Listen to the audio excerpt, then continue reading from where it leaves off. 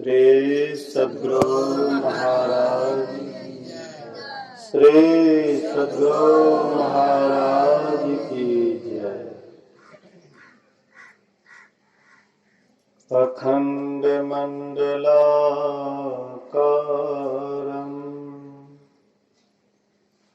व्याप्तं येन चराचरम्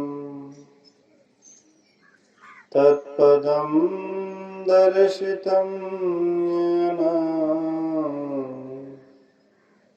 तस्मै श्री गुरुवे नमः।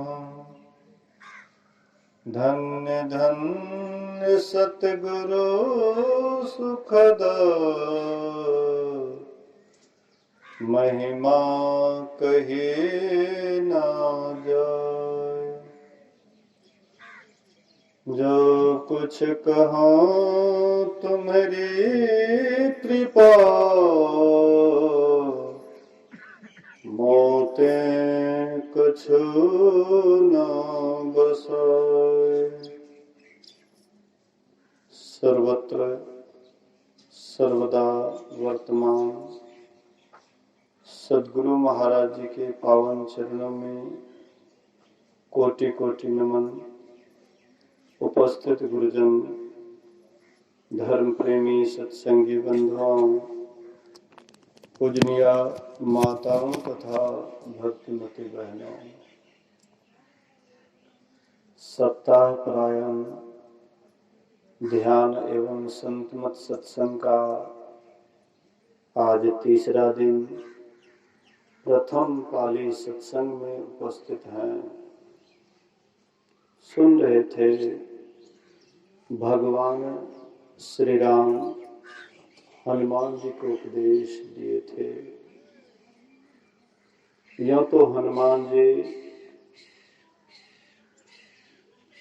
राम का कोई भी काम जो असंभव बुझाता था, वह काम करने के लिए हनुमान जी सदा तैयार रहते थे। कठिन से कठिन काम जो किसी से होने योग्य नहीं है, वह काम हनुमान जी करके दिखाते थे। लेकिन इतने करने के बावजूद भी भगवान श्री राम ऐसा नहीं कहा कि अब तुम्हारा काम सब समाप्त हो गया, अब तुम्हें कुछ नहीं करना है। बल्कि भगवान राम कहते हैं कि बहुत से कथाओं को मथने से क्या लाभ। हे पवन तनय, हे पवन सुत, अति यत्नवान होकर के अंतर ज्योति की खोज करो। इतना कठिन से कठिन काम करने पर भी अंतर साधना बाकी ही रह जाता है। अगर बाकी अंतर साधना नहीं रहता तो भगवान श्री राम को उपदेश करने की कोई जरूरत नहीं थी। इसलिए भगवान श्री राम हनुमान जी से उपदेश करते हैं कि हे हनुमान, चित्रकूट वृक्ष के दो बीज हैं। दाल होता है, उसमें दो परत होता है, और दोनों दाल में से एक परत को अलग कर दीजिए तो दाल का जन्मेशन ही खत्म हो जाता है। चित्रकूट वृक्ष के भी दो बीज हैं। चित्रकूट वृक्ष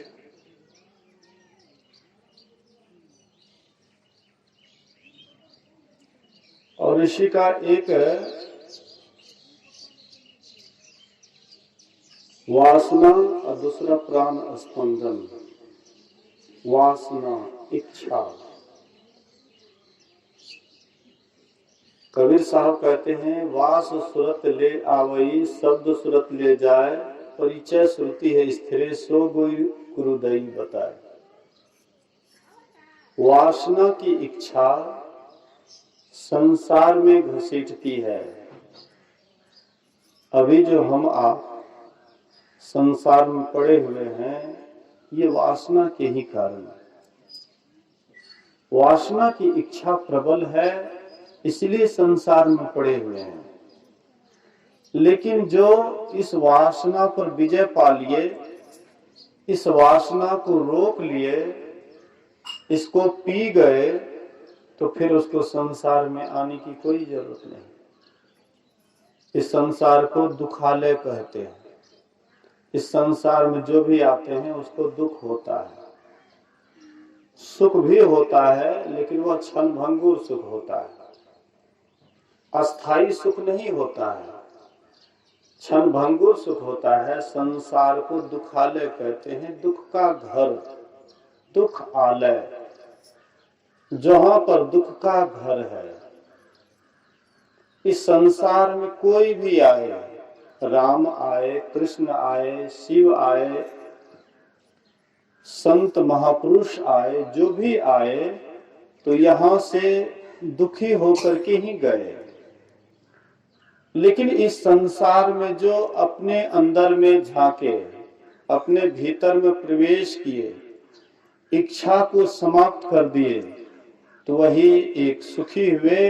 अब बाद बाकी सब के सब दुखी ही यहां से गए। इसलिए संत महापुरुष कहते हैं कि दुख का जो जड़ है उसी को समाप्त कर दो। दुख का जो मूल आधार है, जिसके कारण हम आप दुखी हो रहे हैं, उसी को समाप्त कर दो। तो उसको समाप्त कैसे करेंगे, इसके लिए क्या उपाय है?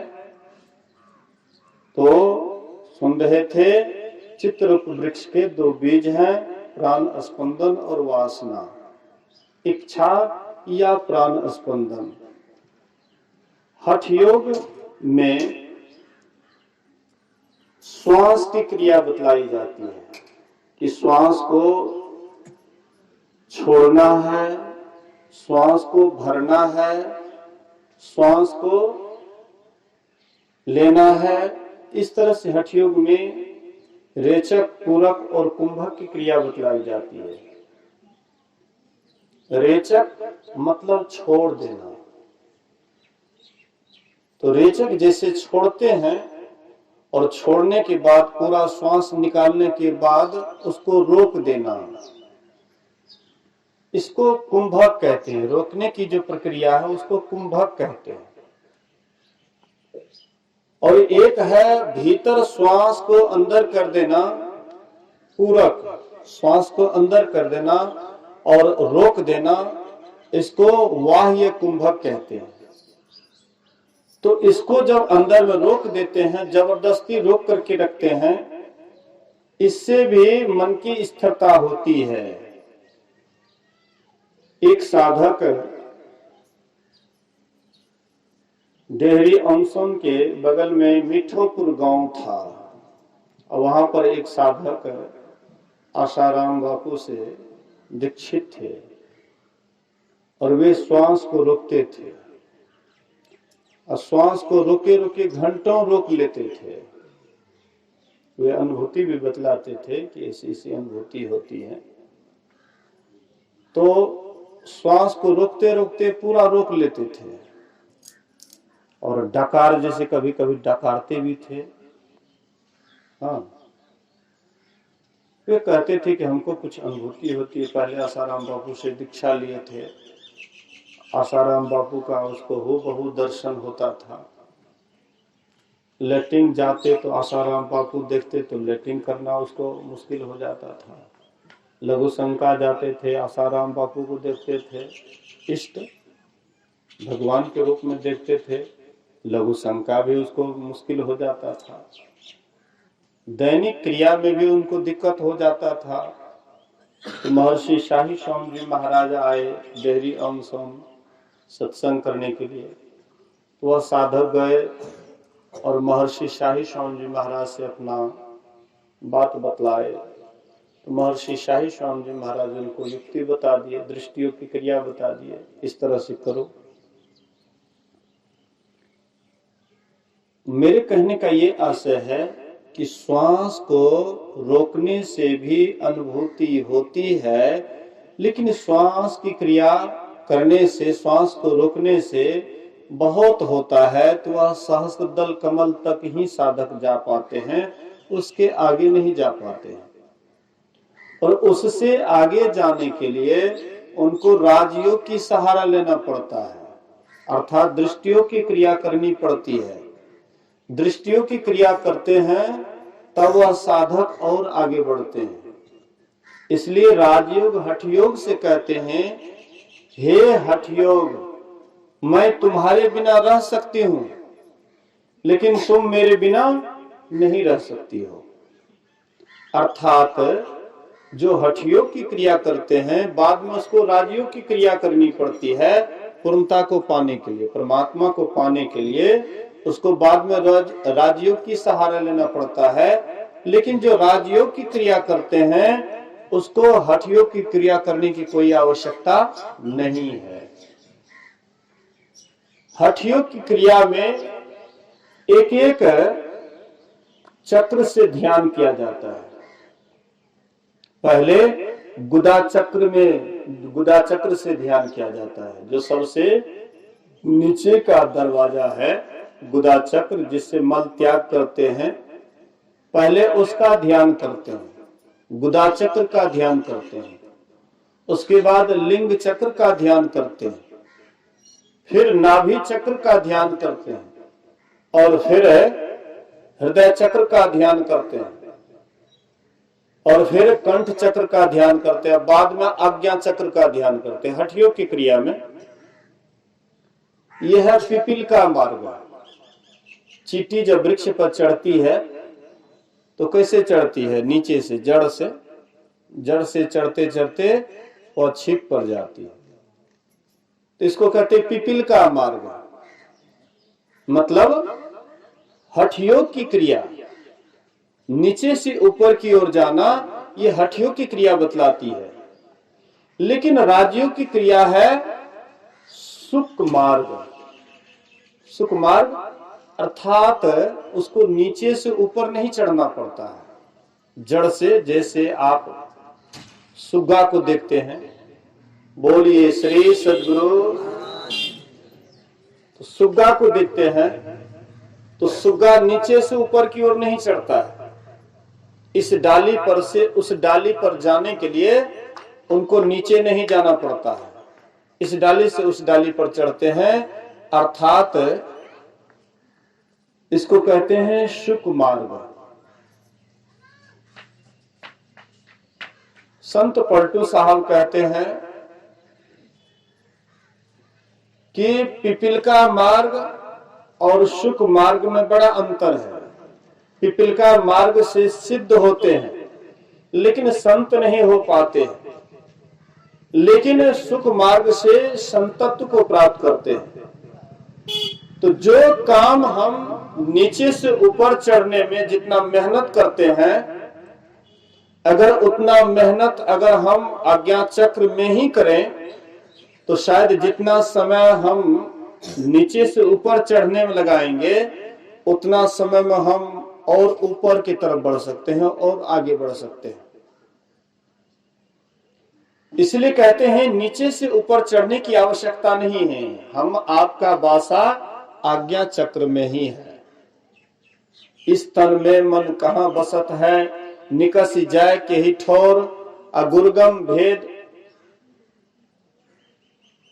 इस तन में मन कहाँ बसत है, निकस जाय के ही ठोर, गुरुगम है तो परख ले, नातर कर गुरु और। कबीर साहब कहते हैं कि इस शरीर में मन का कहाँ वासा है, अगर तुम्हें संत सदगुरु मिला है तो इसको परख लो, और नहीं तो और गुरु के पास जाओ जो गुरु तुम्हें बता दे कि तुम्हारा निवास कहाँ है। तो हम आपका निवास कहाँ है? तो फिर कबीर साहब इसी का जवाब देते हैं, नैनो माही मन बसै, नैनो में हम आपका वासा है, नैनो माही मन बसै, निकस जाए नौ ठौर। कहते हैं कि ये 9 दरवाजा होकर के निकलता है, 9 ठौर, 9 रास्ता, 9 दरवाजे होकर के निकलता है। गुरुगम भेद बताया सब संतन सिरमोर, कहते हैं कि सभी संत लोग यही बतलाते हैं कि इस शरीर में तुम्हारा बासा आंख में है। आंख दो दिखाई पड़ता है, एक दाहिना आंख है और दूसरा बामा आंख है। तो फिर प्रश्न होगा कि हम दाएं में रहते हैं या बाएं में रहते हैं। संत महात्मा कहते हैं दाएं बाएं में उसकी धार है, लेकिन तुम रहते हो बीच वाला आंख में। एक आंख और है जिसको हम लोग शिव नेत्र कहते हैं, आज्ञा चक्र कहते हैं, दशम द्वार कहते हैं। हम लोगों का निज निवास वही है, हम लोगों का अपना निवास वही है। हम वहीं से सारी इंद्रियां का संचालन करते हैं।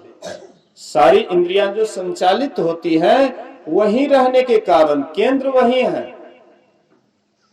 केंद्र, लेकिन उस केंद्र पर हम अपने आप को स्थिर नहीं कर पाते हैं, उस केंद्र पर अपने आप को रख नहीं पाते हैं, इसलिए अनुभूति नहीं होती है।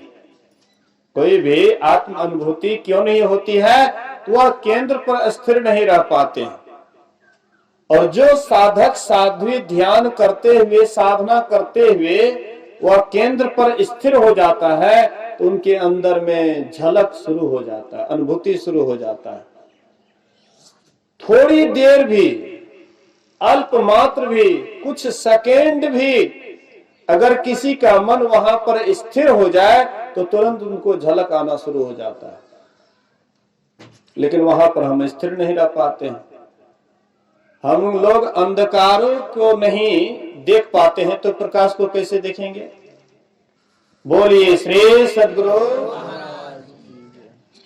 हम लोग जो ध्यान करते हैं तो पहले अंधकार को ही देखना पड़ता है। हम आप कहां पड़े हुए हैं? अंधकार में पड़े हुए हैं।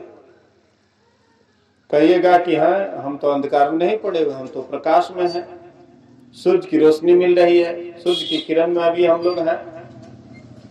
हम लोग अंधकार में नहीं, हम प्रकाश में हैं। तो ये तो बाहर की प्रकाश है, ये तो बाहर की प्रकाश है। शरीर बाहर में है, आपकी वृत्ति बाहर में है, इसलिए बाहर के प्रकाश को देख रहे हैं। लेकिन हम शरीर के बाहर में नहीं हैं।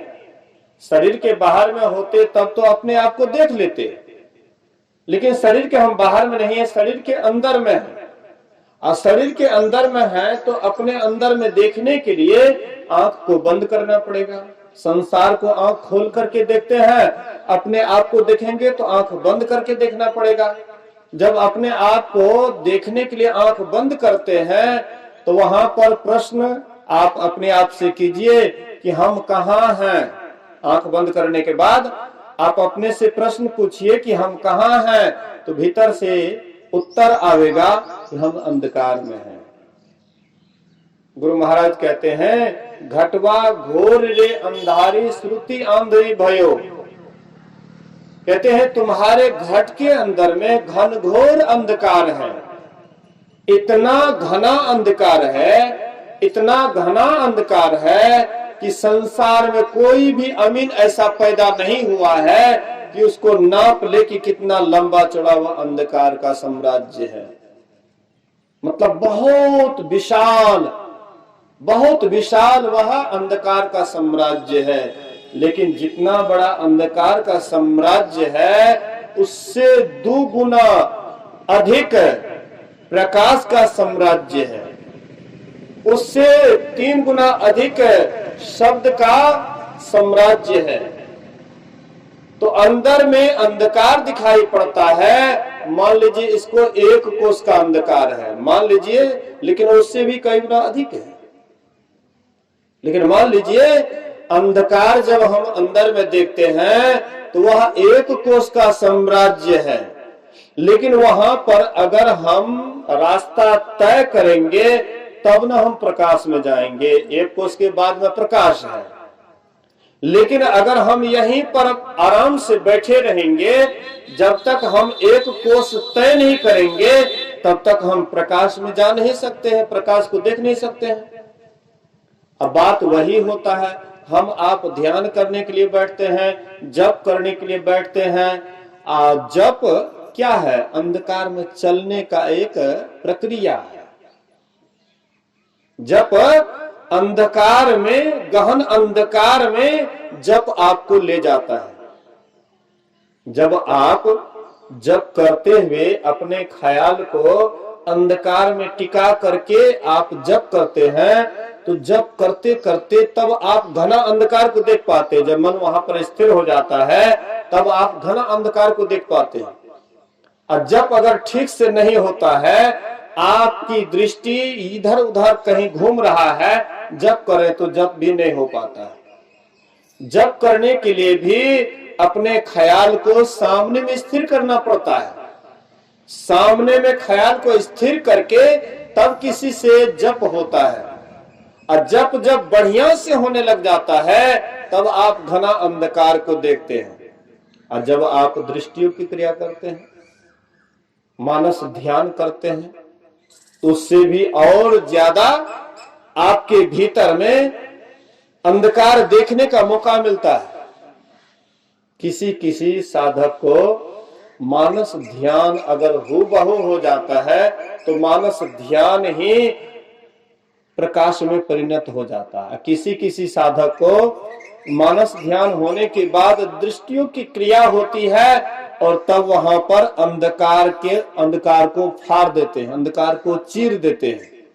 और तब कभी बिजली का छटक, कभी तारा, कभी चंद्रमा, कभी सूर्य, ये सब दर्शन अपने भीतर में होता है।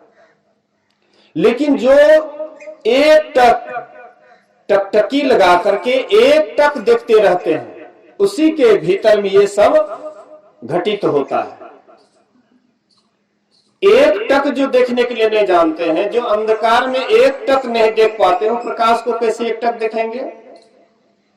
गुरु महाराज कहते हैं तजो पिंड, कहते पिंड को त्याग दो।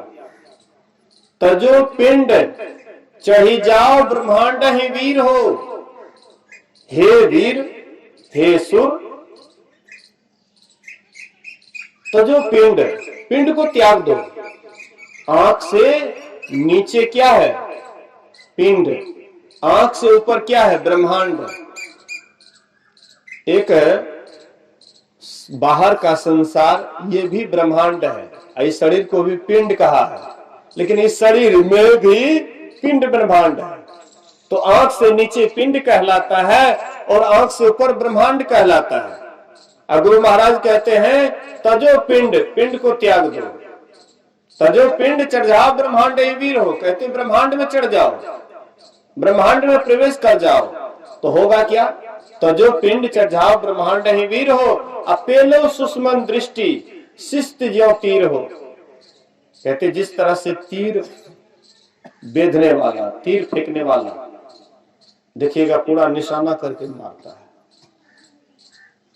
गुरु द्रोणाचार्य बाण विद्या अपने शिष्यों को दे रहे थे, तो कौन शिष्य कितना आगे बढ़ा एक बार परीक्षा ले रहे थे कि कौन इस परीक्षा में पास करता है। तो गुरु द्रोणाचार्य एक एक शिष्य से कहते हैं कि निशाना साधो। निशाना लगाना नहीं है, निशाना साधो। तो निशाना साधते हैं तो क्या देख रहे हो? तो वहां पर एक काठ के चिड़िया, काठ की चिड़िया बना करके वहां पर डाल पर रख दिए थे। तो निशाना साधो, निशाना साधे। क्या देख रहे हो? तो डाल सहित चिड़िया देख रहा हूं। किसी दूसरे से पूछा निशाना साधो, निशाना साधे, तू क्या देख रहे हो? तो पत्ता डाल सहित चिड़िया, वृक्ष डाल सहित चिड़िया, आदि आदि सबों ने कहा। लेकिन गुरु द्रोणाचार्य किसी को निशाना करने के लिए नहीं कहा, केवल निशाना साधने के लिए, लक्ष्य भेदने के लिए किसी को नहीं कहा, सबको मना कर दिए। अंत में अर्जुन से भी कहते निशाना साधो, अर्जुन निशाना साधे। उसके बाद कहते हैं कि क्या दिखाई पड़ रहा है? बोले कि केवल मुझे चिड़िया का आंख दिखाई पड़ रहा है। तो निशाना साधने वाले सब साधे, लेकिन सबका दृष्टि और चीज देख रहा था। मतलब चिड़िया को देखते हुए भी पत्ता, डाल, वृक्ष आदि सब कुछ देख रहा था, लेकिन अर्जुन का दृष्टि कितना सिमटा हुआ था कि अर्जुन से पूछे तुम क्या देख रहे हो, बोले कि मैं केवल चिड़िया के आंख को देख रहा हूं। द्रौपदी का स्वयंवर हो रहा था, द्रौपदी का स्वयंवर हो रहा था, और उसमें एक मछली को टांग दिए थे ऊपर में, अब बीच में एक चक्र चल रहा था, जैसे बैलगाड़ी का चक्का होता है, चक्र के समान वह चक्र चल रहा था, घूम रहा था, और चक्र के छेद से मछली के आंख को बेधना है। कितना कठिन काम है यह काम। कर्ण भी करने के लिए तैयार हुआ था। अर्जुन ये क्या कहते हैं, भगवान कृष्ण समझ गए कि शायद यह भेद भी सकता है, कर्ण भेद भी सकता है, भगवान कृष्ण जानते थे, इसलिए भगवान कृष्ण इशारा कर दिए द्रौपदी की तरफ कि तुम कह दो कि हम सूत पुत्र से शादी नहीं करेंगे। तो यह कह करके कर्ण को मना कर दिए। फिर अर्जुन उठे और अर्जुन उठ करके लक्ष्य भेदन किए और द्रौपदी को जीते उस स्वयंवर में। एक बार गुरु द्रोणाचार्य भी इसका परिचय दिए थे, जब 100 भाई कौरव और 5 भाई पांडव आपस में गेंद खेल रहे थे। गेंद खेलने के क्रम में किसी के द्वारा वह गेंद एक कुआं में गिर जाता है। जैसे कुआं में गेंद गिरा तो सभी बच्चे चारों तरफ से, कुआं के चारों तरफ से घेर लेते हैं। तो एक उधर से ब्राह्मण उधर से निकलते हैं, वन की तरफ से, जंगल की तरफ से निकलते हैं, देखते सभी बच्चे को घेरे हुए हैं। उनके मन में हुआ कि कोई बच्चा तो नहीं गिर गया, इसलिए सब चारों से घिरे। तो ये ब्राह्मण आते हैं, कहते हैं कि तुम लोग चारों तरफ से घेरे हुए हो, क्या बात है, कोई बच्चा तो नहीं गिर गया? बोले कि नहीं ब्रह्मदेव, इसमें कोई बच्चा नहीं गिरा है, बल्कि हम लोगों का गेंद गिर गया है, खेलने वाला गेंद गिर गया है, इसलिए हम लोग सोच रहे हैं, विचार रहे हैं कैसे इसको निकालें। तो वे ब्राह्मण कहते हैं कि देखो तुम लोग जाओ, सिक्की लाओ, सिक्की लाओ, जैसे हमारी माई दाई सिक्की से मतलब डोरी वगैरह बुनती है, तो वही सिक्की लाओ। तो सिक्की लाया गया। अब सिक्की के पेंदे में सिक्की, पहले एक सिक्की फेंका तो वह गेंद में अटक जाता है, फिर दूसरा सिक्की फेंका, उसके छेद में उसको फंसाए, फिर ऊपर वाले, फिर ऊपर से मारे, फिर उसमें फंस गया। मतलब कितना निशाना उनका महीन था कि सिक्की के पेंदे में सिक्की, सिक्की के पेंदे में सिक्की, सिक्की के पेंदे में सिक्की, और वह सिक्की का जब छोर ऊपर तक आ गया तो वह सिक्की के द्वारा जो है निकाल करके और कौरव पांडवों को दिया, बोला कि ये लो गेंद अपना खेलो। और वह था गुरु द्रोणाचार्य। मतलब कितना उसका निशाना पक्का था। गुरु महाराज कहते थे कि एक मित्रता प्राप्त करने के लिए इससे भी महीन, जब तक आपका ख्याल नहीं होगा, महीन दृष्टि नहीं होगी, और तब तक उस एक बिंदुता को प्राप्त नहीं कर सकते। एक बिंदुता को पाने के लिए उससे भी महीन दृष्टि चाहिए। काजर दिए से का भया, अताकन को ढवना ही, अताकन को ढवना ही, ताकन की गति है न्यारी, एकटक लेवे ताकि सोई है पीव की प्यारी। वह पिया परमात्मा के वही प्यारे हैं। इस संसार के पति को रिझाने के लिए हमारी माँ बहनें क्या करती है? सिंदूर लगाती है, श्रृंगार करती है, सिंदूर लगाती है, संसार के पति को रिझाने के लिए श्रृंगार करती है। लेकिन परमात्मा रूपी पति को रिझाने के लिए ये बाहर का श्रृंगार क्या परमात्मा देखते हैं? बाहर का श्रृंगार हम कितना हो कर लेंगे, तो इस श्रृंगार को परमात्मा नहीं देखते हैं। परमात्मा देखते हैं भीतर का श्रृंगार। अब भीतर का श्रृंगार क्या है?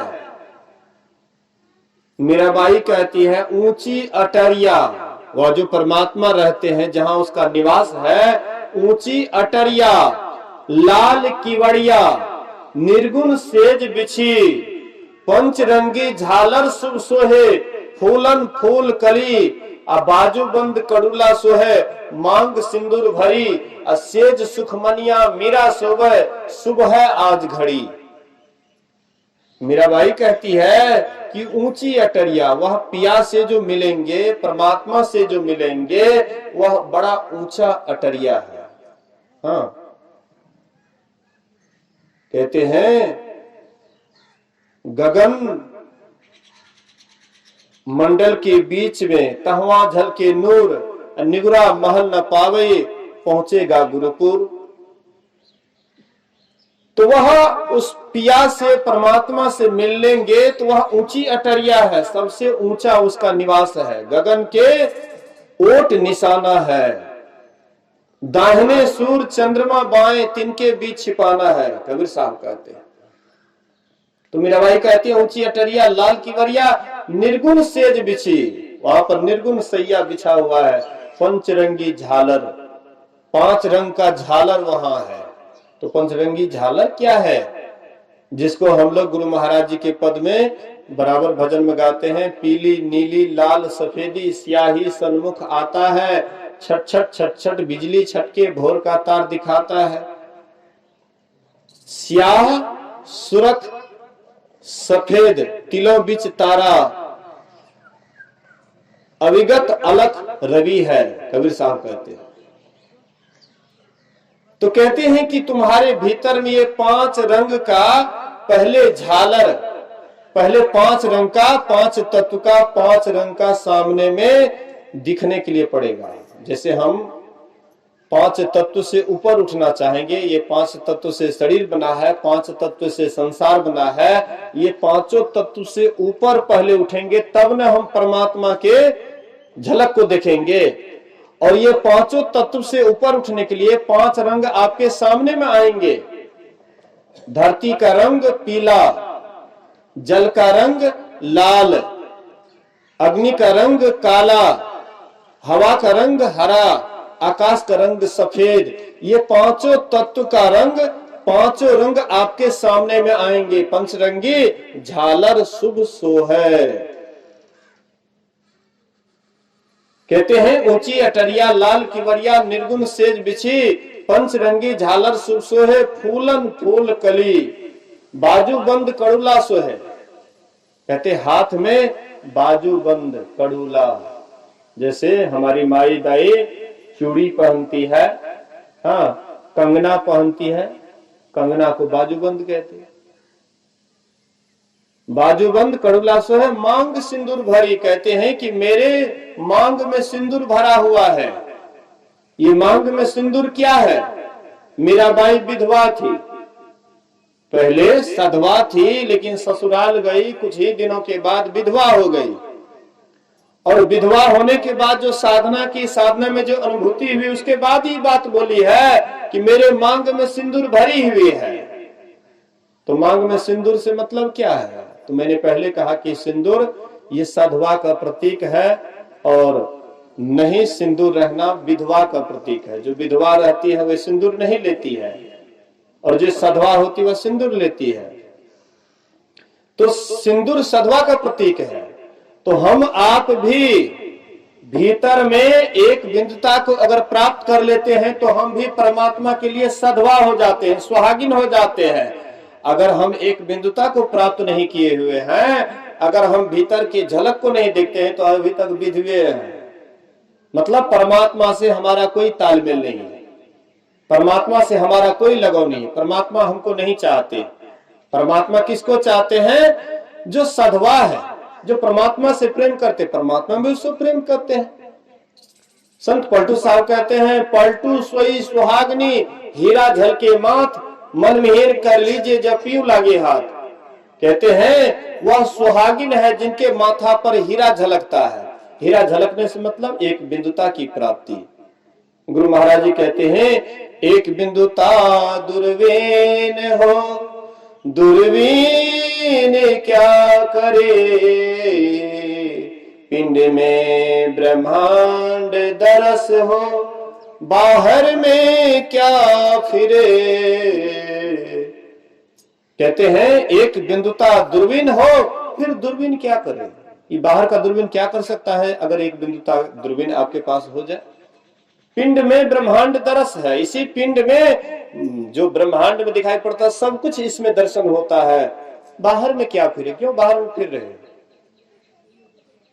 सुनना जो अंतर्नाद हो, बाहर में क्या सुने।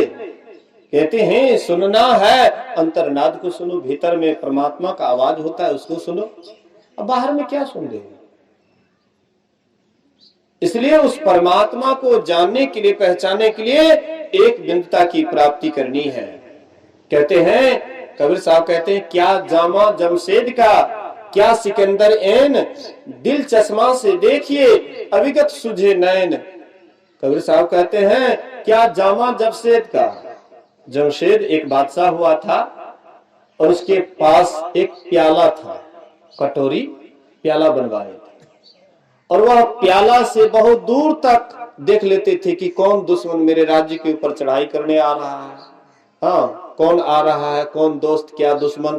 तो वह उसी कटोरा के द्वारा क्या जामा जमशेद का, क्या सिकंदर ऐन, बादशाह सिकंदर एक ऐना बनवाए थे और उस ऐना से बहुत दूर तक दुश्मनों को देख लेते थे। क्या सिकंदर ऐन, और कहते दिल चश्मा से देखिए अविगत सुझे नैन। वही एक बिंदुता अगर आप प्राप्त कर लें तो अविगत भी आपके नैना में सुझने लगेगा, आपको दिखाई पड़ने लगेगा कि वह परमात्मा अविगत, वे भी दिखने लगेंगे। लेकिन वह चश्मा चाहिए, वह दर्पण चाहिए। ऐन महल में निज काया गढ़ में ऐन महल होए, आपन घर पथ पाहे, चलु चलु यही पथ, हाकत दृष्टि रख धनी सतगुरु बतलाहे। कहते वह सदगुरु धन्य है जो इस रास्ते को बतलाए हैं। लेकिन उस रास्ते को बतला तो दिए, अब करेंगे तब न उसको पाएंगे। अब करेंगे ही नहीं, हाथ पर हाथ दे करके बैठे रहेंगे तो कभी भी हम उसको नहीं पा सकते। करना है, विशेषता है करने की, तो जो करेंगे वही पाएंगे। अभी का सत्संग आरती के बाद समाप्त होगा। बोलिए श्री सद्गुरु महाराज की जय।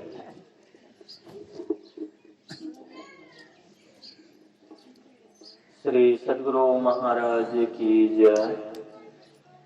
आरती संग सतगुरु